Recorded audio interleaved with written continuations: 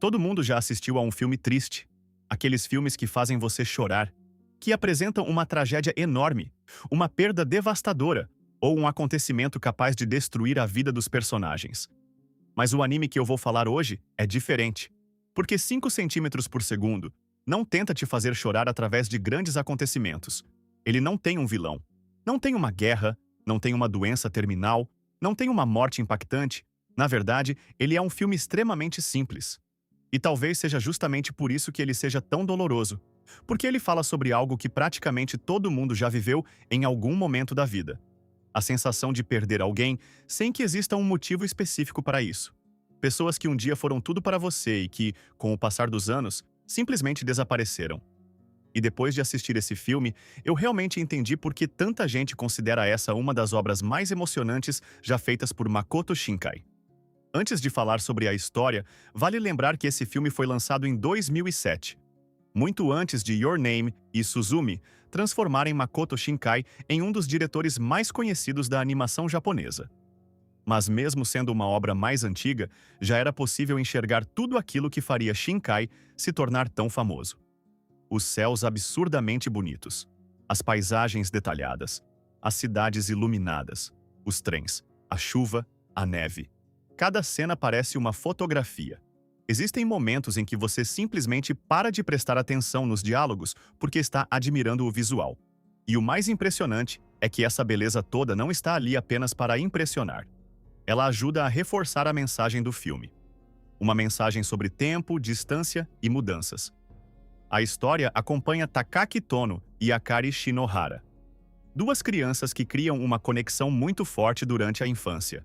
Eles se entendem, compartilham interesses, gostam da companhia um do outro, e aos poucos fica claro que existe algo especial entre eles. Mas então a vida acontece.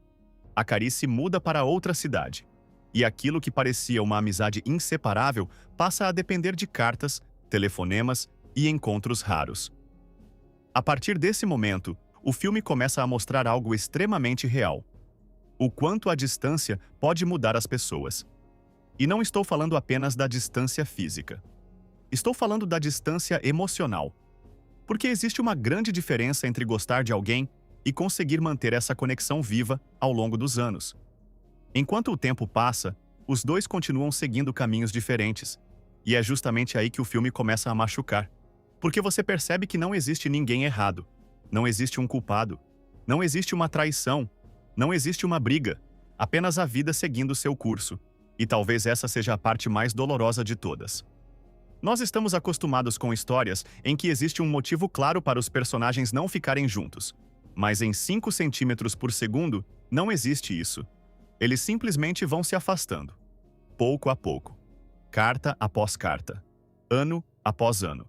Até que aquilo que parecia impossível de acabar começa a desaparecer. E isso torna tudo muito mais humano. Muito mais próximo da realidade.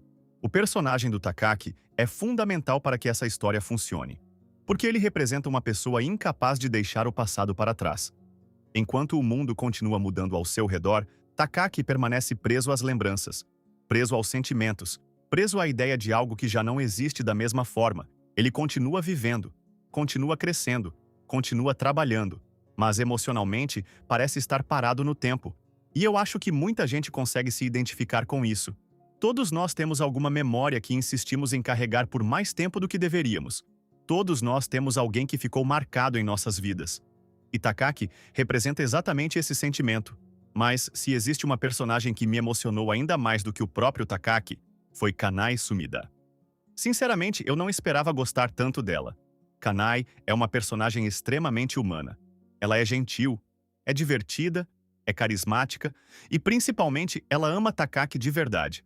Ela passa anos ao lado dele, observa ele todos os dias, percebe suas qualidades, percebe seus defeitos e, aos poucos, se apaixona profundamente. O problema é que ela também percebe uma coisa: Takaki está fisicamente presente, mas emocionalmente pertence a outro lugar. Ele está preso em alguém que ficou no passado, e Kanai entende isso antes mesmo dele.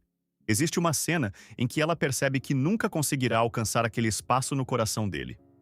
E essa cena me destruiu completamente. Porque ela sabe que ama alguém que provavelmente nunca conseguirá retribuir esse sentimento da forma que ela deseja. Mesmo assim, ela continua carregando esse amor. Continua convivendo com aquilo.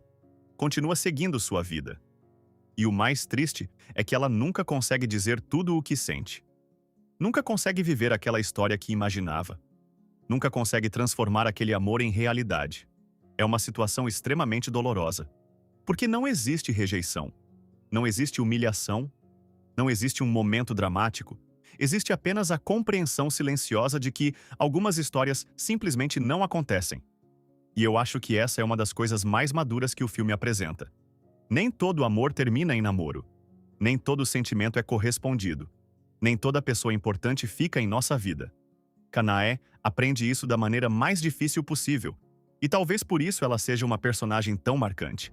Porque ela representa uma dor muito comum, mas que raramente vemos retratada de forma tão sincera. E então, chegamos ao final. Um dos finais mais comentados dos animes. Um final que divide opiniões até hoje. Algumas pessoas acham triste, outras acham esperançoso. Mas eu vejo esse final de uma forma diferente. Para mim, ele é um final sobre aceitação. Durante quase todo o filme, Takaki vive olhando para trás, vivendo de memórias, vivendo de possibilidades, vivendo de algo que já passou. Mas chega um momento em que ele finalmente entende que não pode continuar fazendo isso para sempre. A vida não para. O tempo não para. As pessoas mudam. Os sentimentos mudam. E por mais doloroso que seja aceitar isso, faz parte da vida. A cena final representa exatamente esse momento. Não é um final feliz no sentido tradicional, mas também não é um final triste. É um final humano. É um final sobre seguir em frente. Sobre aceitar aquilo que não pode ser mudado. Sobre entender que algumas pessoas entram em nossa vida apenas para fazer parte de um capítulo, e não da história inteira. Talvez seja justamente por isso que 5 centímetros por segundo tenha me marcado tanto. Porque ele não tenta vender uma fantasia. Ele não tenta convencer você de que o amor sempre vence. Ele não tenta criar um final perfeito. Ele apenas mostra a realidade. E às vezes a realidade é dolorosa. Às vezes as pessoas se afastam. Às vezes os sentimentos chegam tarde demais. Às vezes alguém importante se torna apenas uma lembrança. Mas isso não significa que essas experiências não tiveram valor. Pelo contrário, são justamente essas experiências que moldam quem nós somos. No final das contas, eu comecei esse vídeo dizendo que esse era o anime mais triste que já assisti. E continuo pensando assim. Mas não porque ele me fez chorar mais do que qualquer outro filme. E sim, porque ele me fez refletir mais do que qualquer outro.